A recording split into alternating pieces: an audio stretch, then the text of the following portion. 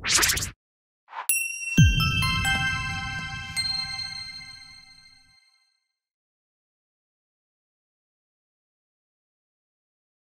adik-adik, kita bertemu lagi di video yang ketiga, masih bersama saya Cecep Saiful Mukti. Pada kesempatan kali ini kita akan membahas yaitu masih besaran-besaran ya, besaran yang wajib kamu ketahui di gerak melingkar beraturan, yaitu dia adalah kecepatan linier, saya gabung ya, dan percepatan sentripetal ya. Kecepatan linier dan percepatan sentripetal. Oke, apa sih kecepatan linier itu ya? Kecepatan linier itu berarti kecepatannya pada garis lurus ya. Kalau misalkan ada sebuah benda ya berbentuk katakanlah melingkar seperti ini, tentunya ada jari-jari R ya, lalu dia bergerak ya, maka kecepatan linier itu kecepatan yang selalu apa? Menyinggung ya, menyinggung lingkaran ya, menyinggung lingkaran. Nah, yang patut diketahui adalah kecepatannya, besarnya maksud saya, kecepatan ini adalah tetap, tapi arahnya berubah. Ya, arahnya berubah. Mengapa berubah? Nah, itu dia. Ya, mengapa berubah? Di sini ada kaitannya dengan percepatan sentripetal nanti tapi ya. Oke. Sekali lagi, kecepatan linier itu menyinggung lingkaran, kecepatannya nilainya adalah tetap dan arahnya berubah. Kalau di GLB gerak lurus beraturan ya, kecepatannya tetap. Kecepatannya tetap. Arahnya juga lurus ya. Ngerti nggak? Arahnya lurus. Nah, ini enggak. Artinya lurus terus gitu, tidak berubah. Di sini apa? Di sini kecepatannya tetap tapi arahnya yang berubah ya, berubah. Kalau misalkan dia ada di sini, pada saat di sini dia ke sini, menyinggung selalu. Ini V-nya. Simbolisasinya ya. Kalau misalkan dia di sini, maka dia akan ke sini. Nah, tapi penting kamu ketahui tentang definisi dari kecepatan linier pada gerak melingkar beraturan. Nah, misalkan nih, saya punya sebuah gelang karet, ya, gelang karet. Lalu saya putus salah satu sisinya, apa yang terjadi? Saya bentangkan dia, ternyata apa? Dia membentuk garis lurus ya. Iya. Namanya juga kecepatan linier ya, ada yang nyebut linear ya, penulisannya gitu ya. Nah, kenapa? Karena kita anggap lintasannya lurus ya, gitu. Nah, kalau pada lingkaran, maka lintasan dari benda ini yang ditempuh ini berarti satu keliling. Anggap satu keliling lingkaran. Ya, jadi jarak di sini, jarak lintasan pada gerak melingkar beraturan, dia adalah berupa keliling lingkaran ya. Keliling lingkaran. Nah, kita akan coba mempersempit untuk definisi kecepatan linier. Kecepatan linear gitu ya. Adalah banyaknya atau besarnya lintasan suatu benda ya tiap waktu. Silakan dilihat di textbook yang kamu miliki. Kecepatan linear adalah panjang lintasan linier lurus ya yang ditempuh dalam selang waktu tempuhnya. Kita anggap misalkan percobaannya gitu ya, satu keliling saja ya. Oke, satu keliling. Berarti dia adalah 2 pi r. Karena di lingkaran keliling itu 2 pi r. Kemudian dibagi waktu. Waktunya karena dia waktu satu tempuh, dia adalah periode mainnya. Ya, satu putaran saja. Jadi, kecepatan linier ya, panjang lintasan yang ditempuh linier, berarti dia adalah keliling lingkaran. Lalu kita menempuhnya adalah satu putaran saja, berarti periode. Ya, seperti ini. Ya. Ini adalah meter per sekon. Ingat, ini meter karena dia adalah panjang lintasan. T adalah waktu sekon. Mudah sekali. Ini konsepnya. Ini satuannya. Nah, kecepatan linier diberi simbolisasi V, ya, velocity ya. Oke, kita terus ulang. Saya pisahkan nih 2Pi-nya. 2Pi per T dikali R. Nah, ada hubungannya ternyata dengan kecepatan sudut. Di mana? Ini. Jangan melupakan materi yang makanya ini kayak tingkat bertingkat ya. Kalau ini nggak bisa, ini nggak akan bisa. Jadi itu bertingkat. Oh, ini adalah kecepatan sudut. Ingat, kecepatan sudut adalah 2Pi per T. Tadi sudah dibahas sama saya. Ya, hubungan antara kecepatan sudut dengan periode dan frekuensi bahkan. Oke, dengan demikian kita bisa membuat simbolisasinya, rumusannya maksud saya, omega, kecepatan sudut omega dikali R. Nah, secara tidak langsung, ini memperlihatkan hubungan antara kecepatan linier dengan kecepatan sudut pada gerak melingkar beraturan. Tuh, ya, V omega kali R. V adalah omega kali R. Kecepatan sudut kali jari-jari lintasannya. Ya. Forward.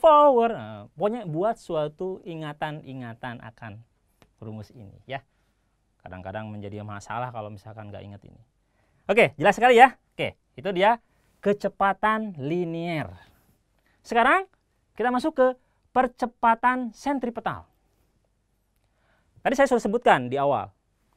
Kenapa kecepatan ini, ya, V ini, kan dia menyinggung ya, kecepatannya tetap tapi arahnya berubah. Nah, perubahan ini, ya, arah ini diakibatkan, ya, atau ditimbulkan karena adanya percepatan sentripetal. Ya, percepatan sentripetal ini dia tegak lurus terhadap kecepatan linier. Nah, ini tegak lurus nih. Nah, ini nih. Di sini ada percepatan sentripetal. Saya singkat simbolisasi dengan AS ya. Berarti A percepatan, S sentripetal. Apa itu percepatan sentripetal? Yaitu percepatan yang arahnya menuju ke pusat perputaran. Pusat maksudnya pusat jari-jari ya, 0 di sini, O misalkan seperti itu. Dan tegak lurus terhadap kecepatan linier. Untuk percepatan sentripetal ini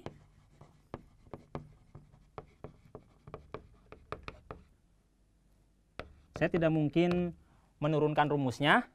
Saya hanya langsung saja menuliskan berapa sih besarnya dari percepatan sentripetal ini. Dia adalah V kuadrat dibagi R. Iya. Oke. Nah, yang kalau saya pecah, ya saya kembangkan, kita tahu tadi ada hubungan antara V dengan omega dikali R, maka saya bisa ganti dia menjadi omega kuadrat dikali R kuadrat. Maksud saya omega R dikuadratkan, jadi omega kuadrat R kuadrat dibagi R. Ya, maka kita bagi salah penyebut dan pembilangnya dengan R, maka didapatlah percepatan sentripetal adalah omega kuadrat dikali R. Maka dengan demikian kamu punya dua rumusan untuk menentukan percepatan sentripetal.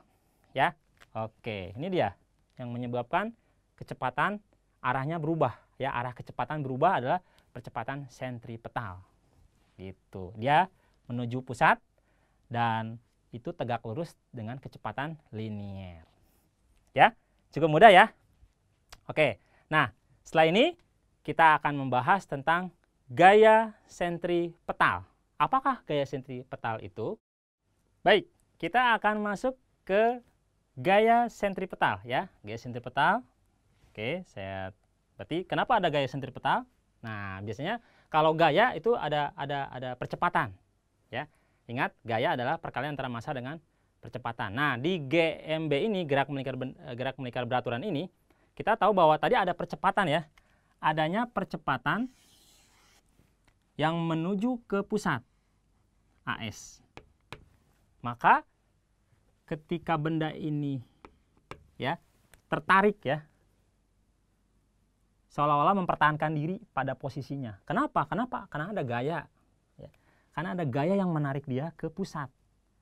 Ini terlihat dari adanya percepatan sentripetal yang arahnya ke pusat, yang kita sebut sebagai Fs. Fs itu berarti gaya S-nya sentripetal. Ya. Gaya sentripetal ini harus ada. Kenapa? Karena menjaga agar objek, benda, atau titik atau apapun yang bergerak melingkar itu berada pada posisinya, di lintasan melingkarnya maksud saya, seperti itu. Ya, seperti itu. Nah, berapakah besarnya gaya sentripetal ini? Simbolisasinya adalah Fs. Dia adalah, ingat, M dikali A. Tapi A yang dimaksud adalah S. Ya. Ini materi tentang hukum Newton. Ya, gerak. Oke. Nah, di sini kita bisa kembangkan.